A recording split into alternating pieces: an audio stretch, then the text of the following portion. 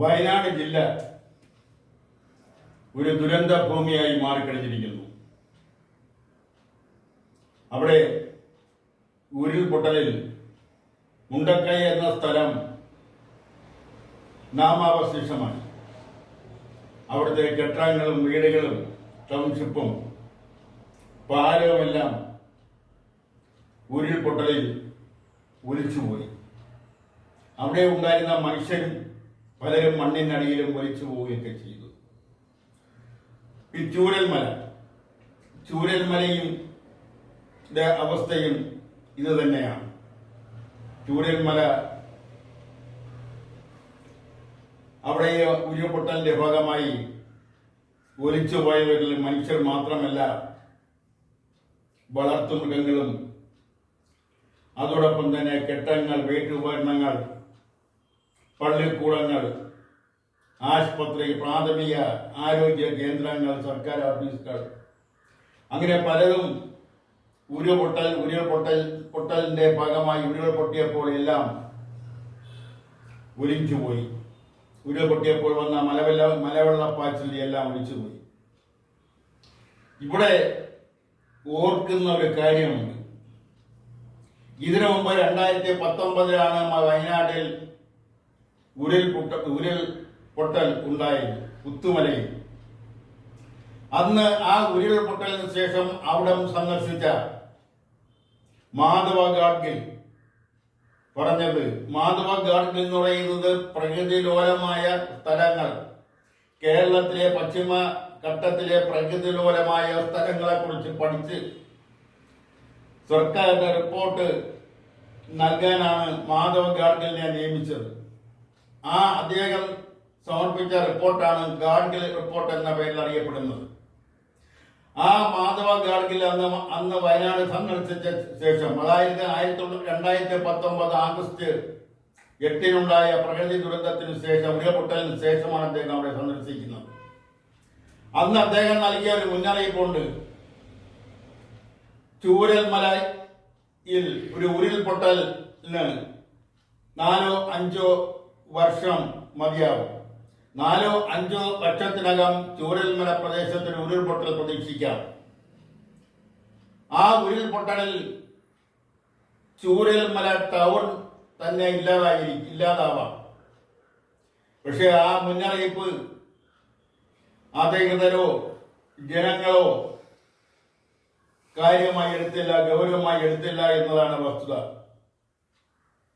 അദ്ദേഹത്തിന്റെ പഠനം, ആ പഠനത്തിന്റെ അടിസ്ഥാനത്തിൽ അദ്ദേഹം പറഞ്ഞ കണക്ക്, ആ കണക്കിന്റെ അടിസ്ഥാനത്തിൽ 5 വർഷത്തിന് മുൻപായി തന്നെ ഒരു ഉരുൾപൊട്ടൽ ഉണ്ടാവും എന്ന മുന്നറിയിപ്പ് അക്ഷരം പ്രതി ശരിയായിരുന്നു.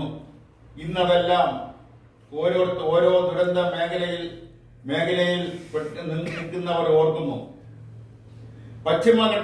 കേരളത്തിന്റെ പശ്ചിമഘട്ടം എന്ന് പറയുന്നത് കാസർഗോഡ്, കണ്ണൂർ ജില്ലകളുടെ ഏതാനും ഭാഗങ്ങളും മലയോര പ്രദേശങ്ങളും, വയനാട് ജില്ല, കോഴിക്കോട് ജില്ലയുടെ മലയോര പ്രദേശങ്ങൾ, ഇങ്ങോട്ട് ഇടുക്കി, തുടർന്ന്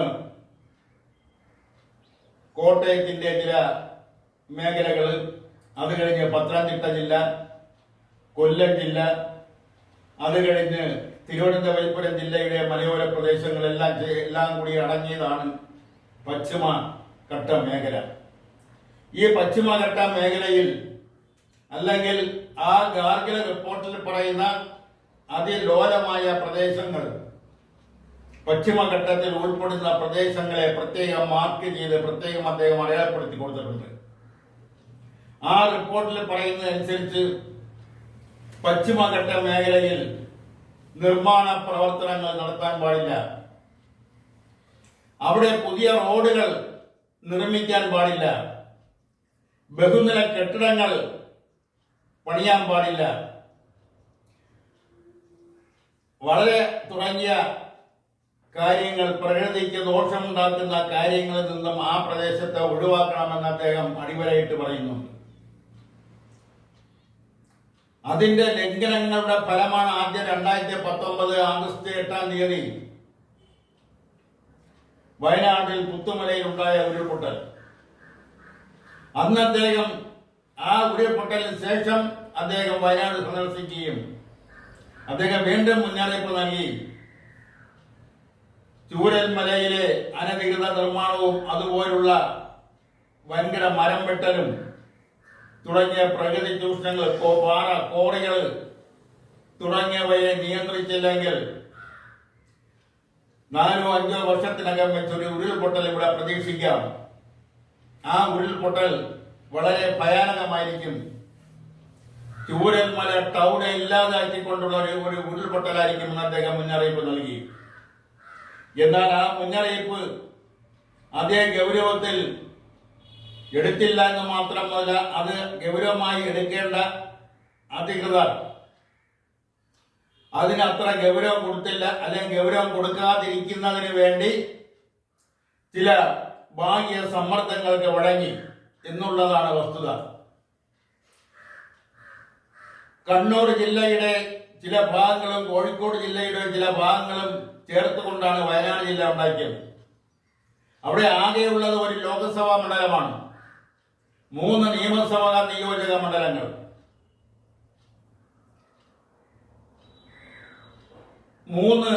23 പഞ്ചായത്തുകളും 3 മുനിസിപ്പാലിറ്റികളും അടങ്ങുന്നതാണ് ഈ വയനാട് ജില്ല. ഉരുൾപൊട്ടൽ അല്ലെങ്കിൽ പ്രകൃതിലോലമായ പ്രദേശങ്ങളിൽ ബഹുഭൂരിപക്ഷവും കിടക്കുന്നത് വൈത്തിരി താലൂക്കിലാണ്.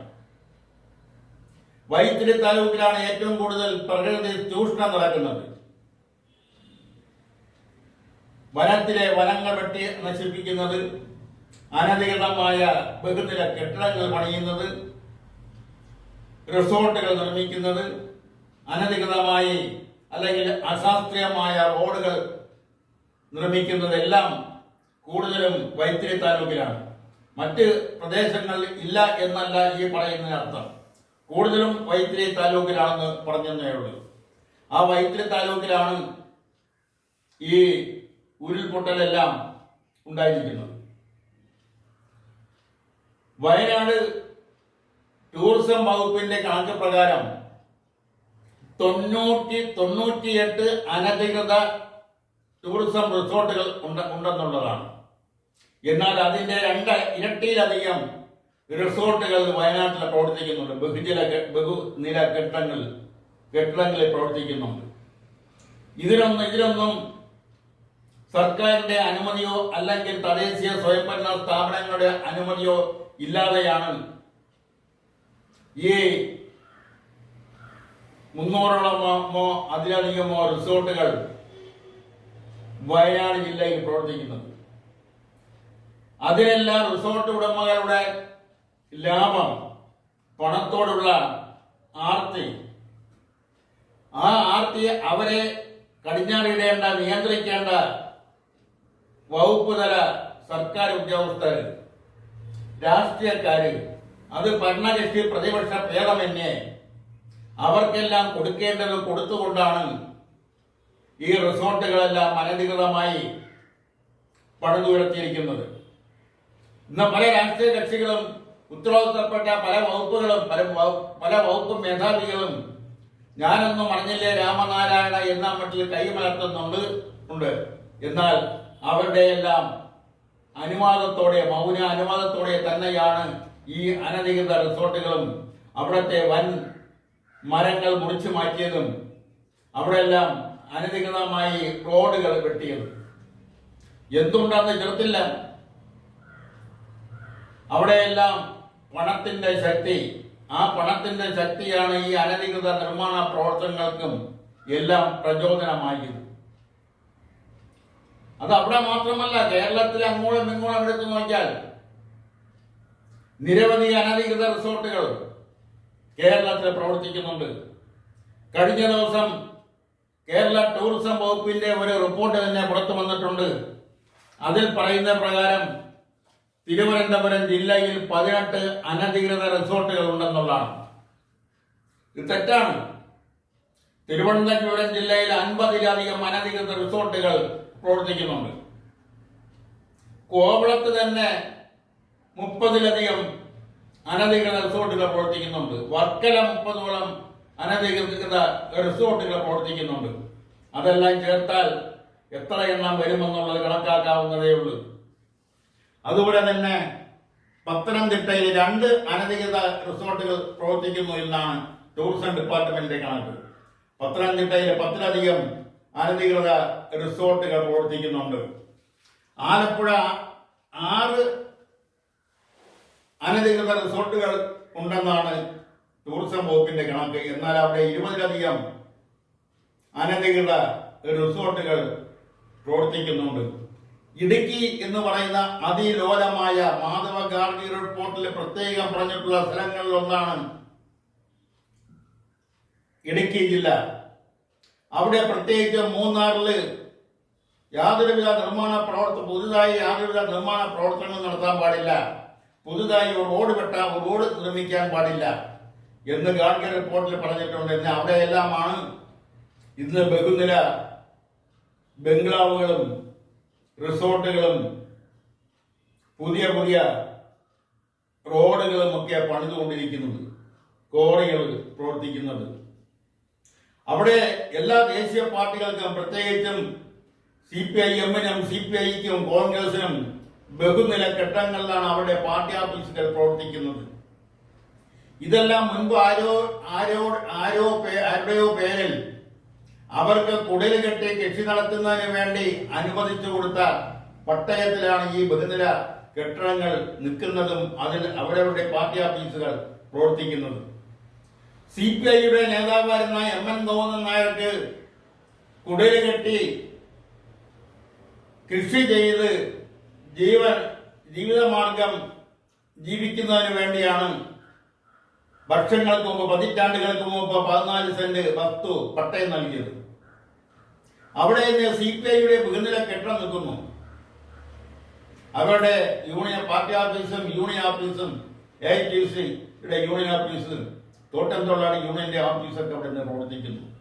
നേതാക്കന്മാർക്ക് താമസിക്കാൻ പ്രത്യേകം ഗസ്റ്റ് റൂമുകൾ, അതുപോലെ തന്നെ ശ്രീ MM മണിക്ക് കുടിൽ കെട്ടി കൃഷി ചെയ്ത് ജീവിക്കുന്നതിന് വേണ്ടി നൽകിയ പട്ടയഭൂമി, അവിടെ ഇന്ന് ബഹുനില കെട്ടിടം നിൽക്കുന്നു. അവിടെയാണ് CPM-ന്റെ ഓഫീസും CIT-ന്റെ ഓഫീസും തോട്ടം തൊഴിലാളി യൂണിയന്റെ ഓഫീസും അതുപോലുള്ള മറ്റു ഓഫീസുകളെല്ലാം പ്രവർത്തിക്കുന്നത്. നേതാക്കന്മാർ വരുമ്പോൾ അവർക്ക് താമസിക്കുന്നതിന് പ്രത്യേകം സജ്ജീകരിച്ച ഗസ്റ്റ് റൂമുകളെല്ലാം ആ ബഹുനില കെട്ടിടത്തിൽ പ്രവർത്തിക്കുന്നു. അവിടെയാണ് ശ്രീ VS അച്യുതാനന്ദൻ മുഖ്യമന്ത്രിയായിരുന്നപ്പോൾ 3 കരിമ്പൂച്ചകളെ നിയമിച്ചത്. രാജു നാരായണസ്വാമി, സുരേഷ് കുമാർ, ഋഷിരാജ് സിംഗ് എന്നീ ഒരു IPS ഉദ്യോഗസ്ഥരെയും 2 IAS ഉദ്യോഗസ്ഥരെയുമാണ് ഇടുക്കി ജില്ലയിലെ മൂന്നാറിലെ കയ്യേറ്റങ്ങൾ ഒഴിപ്പിക്കുന്നതിന് വേണ്ടി നിയമിച്ചത്. അവരെയാണ് കരിമ്പൂച്ചകൾ എന്നറിയപ്പെടുന്നത്. എന്നാൽ അവരെ തിരിച്ച് വഴിക്ക് വെച്ച് തിരിച്ച് വിളിക്കേണ്ട ഗതികേടാണ് VS-നുണ്ടായത്, VS സർക്കാരിനുണ്ടായത്. അതിലേക്കൊന്നും കൂടുതൽ കിടക്കുന്നില്ല.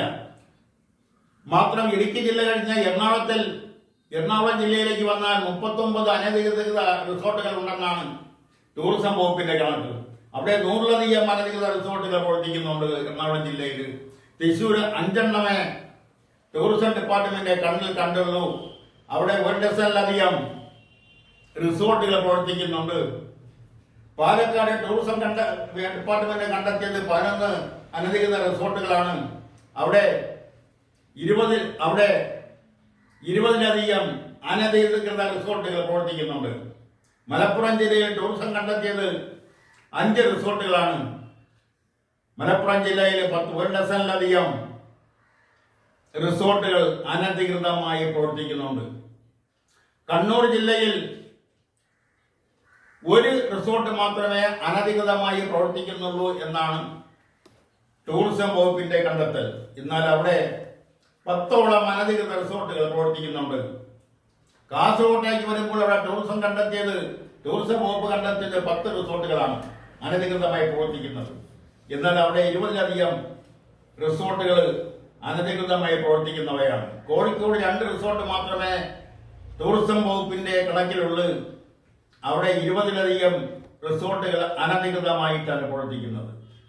വയനാട്ടിൽ 98 അനധികൃത റിസോർട്ടുകൾ ടൂറിസം ഡിപ്പാർട്ട്മെന്റ് കണ്ടെത്തിയിട്ടുണ്ട്. എന്നാൽ അവിടെ 300-ലധികം റിസോർട്ടുകൾ അനധികൃതമായി പ്രവർത്തിക്കുന്നുണ്ട്. ആ ഭാഗത്ത് വൈത്തിരി താലൂക്കിൽ മുള്ളംകൊല്ലി എന്ന സ്ഥലത്ത് 40-ലധികം റിസോർട്ടുകളാണ് അനധികൃതമായി പ്രവർത്തിക്കുന്നത്. പുൽപ്പള്ളിയിൽ ടൗണോട് ചേർന്ന വനത്തോട് അതിർത്തി പ്രദേശങ്ങളിൽ 40-ലധികം അനധികൃത റിസോർട്ടുകൾ പ്രവർത്തിക്കുന്നുണ്ട്. കേതാടിയിലും കുളുമയിലും 50-ലധികം റിസോർട്ടുകളാണ് പ്രവർത്തിക്കുന്നത്. ഈ പ്രദേശത്തെല്ലാം തന്നെയും മറ്റൊരു ദയനീയ കാഴ്ച എന്ന് പറയുന്നത് അവിടുത്തെ സാധാരണക്കാർ അവിടെ നിന്നെല്ലാം പലായനം ചെയ്തുകൊണ്ടിരിക്കുന്നു എന്നുള്ളതാണ്. അവിടെ സാധാരണക്കാർക്ക് ജീവിക്കാൻ കഴിയാത്ത ഒരു അവസ്ഥ അവിടെ ഉണ്ട്. അവിടെ റെസിഡൻഷ്യൽ പർപ്പസ് പൂർണ്ണമായി നഷ്ടപ്പെട്ടുകൊണ്ടിരിക്കുന്നു. സാധാരണക്കാർക്ക് ഒന്നും പണത്തിന്റെ മുന്നിൽ നിയമങ്ങൾ പോലും വിറങ്ങലിച്ച് നിൽക്കുമ്പോൾ സാധാരണക്കാർക്ക് അവിടെ ഒന്നും ചെയ്യാൻ കഴിയാത്തൊരവസ്ഥ നിലവിലുണ്ട്. അവിടെയാണ് പണത്തിന്റെ കൊഴുപ്പ് വ്യക്തമായും ജനം മനസ്സിലാക്കുന്നത്. കൊല്ലം ജില്ലയിൽ ഒരു അനധികൃത റിസോർട്ടും ഇല്ലെന്നാണ് ടൂറിസം വകുപ്പിന്റെ കണക്ക്. എന്നാൽ അവിടെ 10-ലധികം റിസോർട്ടുകൾ അനധികൃതമായി പ്രവർത്തിക്കുന്നുണ്ട്. കോട്ടയം ജില്ലയിലും ഒരു അനധികൃത റിസോർട്ടും ഇല്ലെന്നാണ് ടൂറിസം ഡിപ്പാർട്ട്മെന്റ് കണ്ടെത്തിയിരിക്കുന്നത്. എന്നാൽ അവിടെ 1/2 ഡസനോളം അനധികൃത റിസോർട്ടുകൾ പ്രവർത്തിക്കുന്നുണ്ട്. അപ്പോൾ യഥാർത്ഥ കണക്കും ടൂറിസം ഡിപ്പാർട്ട്മെന്റ് പുറത്ത് വിട്ട കണക്കും തമ്മിൽ വളരെ അന്തരമുണ്ട്. അവിടെയെല്ലാം ഈ റിസോർട്ട് എന്നാൽ ടൂറിസം ഡിപ്പാർട്ട്മെന്റ് തന്നെ കണ്ടെത്തി സർക്കാരിന് റിപ്പോർട്ട് ചെയ്തിട്ടുള്ള അനധികൃത റിസോർട്ടുകളുടെ പേരിൽ എന്ത് നടപടിയാണ് സർക്കാർ എടുക്കാൻ പോകുന്നതെന്ന് അറിയാൻ കൗതുകമുണ്ട്. പ്രത്യേകിച്ച് ഒരു കർശന നടപടിയൊന്നും എടുക്കാൻ സാധ്യത കുറവാണ്. എന്നാൽ വയനാട്ടിലെ ഈ ഉരുൾപൊട്ടലിന്റെ പശ്ചാത്തലത്തിൽ എന്തെങ്കിലുമൊക്കെ നടത്താതിരിക്കാൻ കഴിയില്ല. അതുകൊണ്ട് കുറെയൊക്കെ നടപടിയിലേക്ക് കടന്നു വന്നിരിക്കും. പക്ഷെ അതൊരു ഘട്ടം കഴിയുമ്പോഴേക്കും അവിടെയെല്ലാം തടസ്സങ്ങൾ ഉണ്ടാവും. അവിടെയെല്ലാം സ്റ്റേയും അതുപോലുള്ള നടപടികളും വരും. അവിടെ നിന്നെല്ലാം അത്തരം നിർമ്മാണങ്ങൾ നിർത്തിവെപ്പിക്കാനോ അല്ലെങ്കിൽ അനധികൃത റിസോർട്ടുകൾ പൊളിപ്പിക്കാനോ എന്നും അധികൃതർക്ക് കഴിയുമെന്ന് തോന്നുന്നില്ല. അതെല്ലാം ജനങ്ങൾ കാണുന്നതിന് വേണ്ടി കാത്തിരിക്കുകയാണെന്നുള്ള കാര്യവും വരുന്ന തദ്ദേശീയ സ്വയംഭരണ തെരഞ്ഞെടുപ്പിലും നിയമസഭാ തെരഞ്ഞെടുപ്പിലും അതെല്ലാം പ്രതിഫലിക്കും എന്നുള്ളത് ലോക്സഭാ തെരഞ്ഞെടുപ്പിന്റെ പശ്ചാത്തലത്തിൽ വിലയിരുത്തുന്നത് നന്നായിരിക്കുമെന്നാണ് ഈ അവസരത്തിൽ ഓർമ്മപ്പെടുത്തിക്കൊണ്ട് ഇതോടെ ഇന്നത്തെ പ്രതികരണം ഇവിടെ പൂർത്തിയാക്കാൻ ശ്രമിക്കുന്നു. നന്ദി, നമസ്കാരം.